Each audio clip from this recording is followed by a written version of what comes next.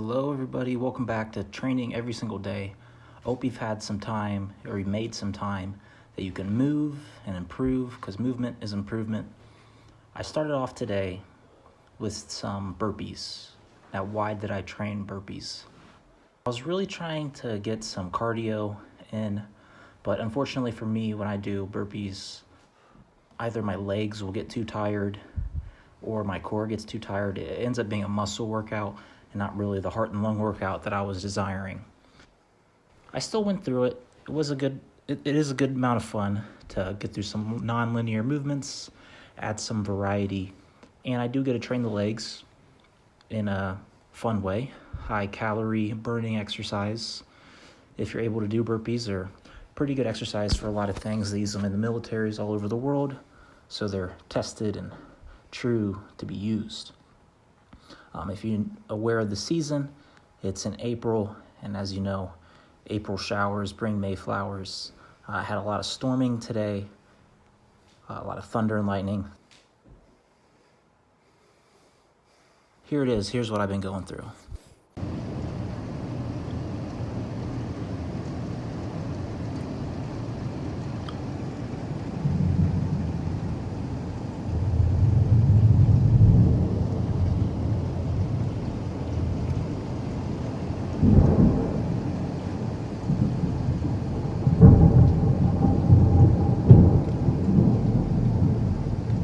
So I took a little bit of a storm break.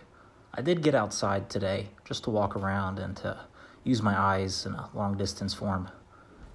It's important to get outside and look at long distances, because when you're inside or looking at a screen all day, you end up just only looking at short range of short distance viewing, which you need to train your ability to look far and look close if you want good, healthy eyesight. There were some nice animals and birds. I wish I would have recorded it, but I just wasn't carrying my phone at the time. This is the last set of burpees I did today. I wasn't able to get a cardio workout in, but I was breathing heavier. My heart rate did get up, so I guess some amount of cardiovascular stimulation did occur, but I didn't really get to challenge it the way I like. I mainly got to challenge some non-linear movements, working through the rotational plane, being spontaneous, creative, improvisational. I went and tried to do a really long handstand balance. I tried to balance it as long as I could.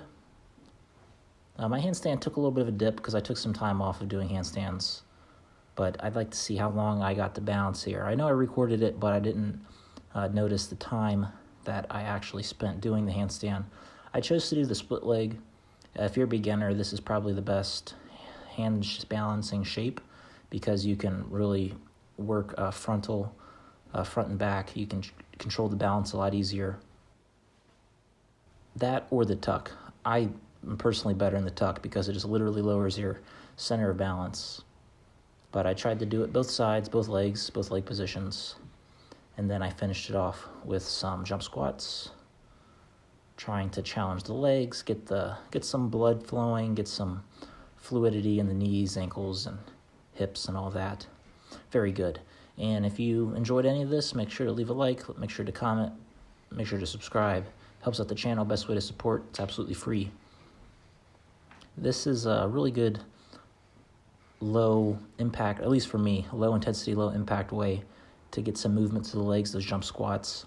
I'll probably incorporate them a little bit more because I think they really challenge the legs, and I'd like to explore what I can add variation and add some nonlinear movements to those jump squats.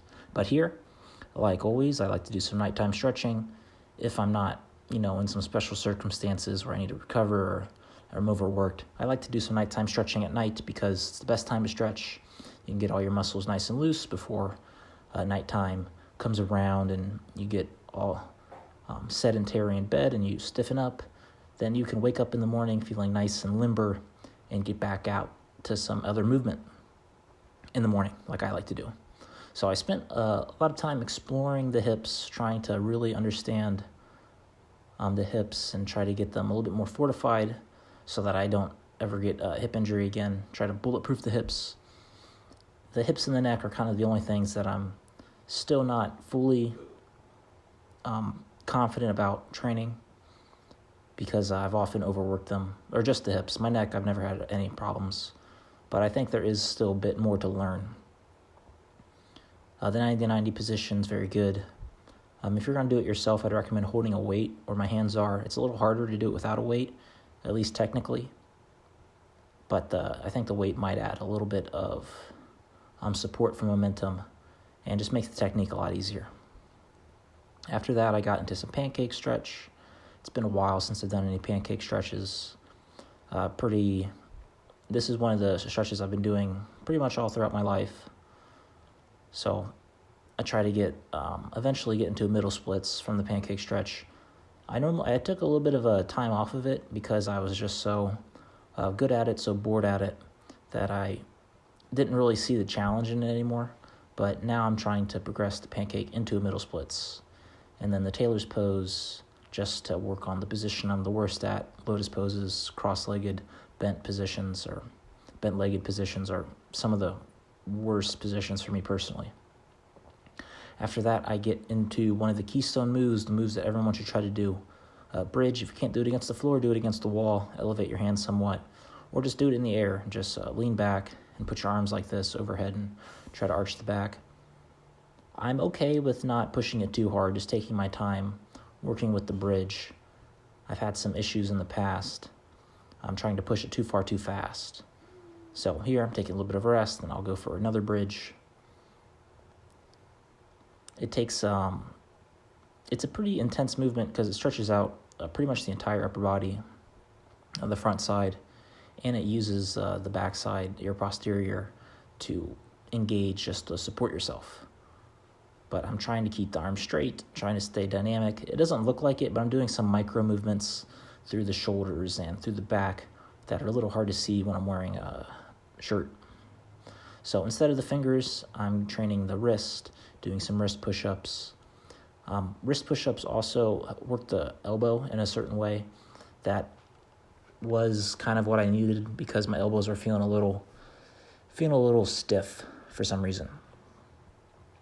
So after that, I do the fist. It's a similar principle to how I do the finger training. Just work all the directions of motion, trying to get a good grip on the ground, as much grip as you can with just a fist. And then after that, I train the feet, sickling the feet, trying to get them nice and fortified so that you don't sprain your ankle.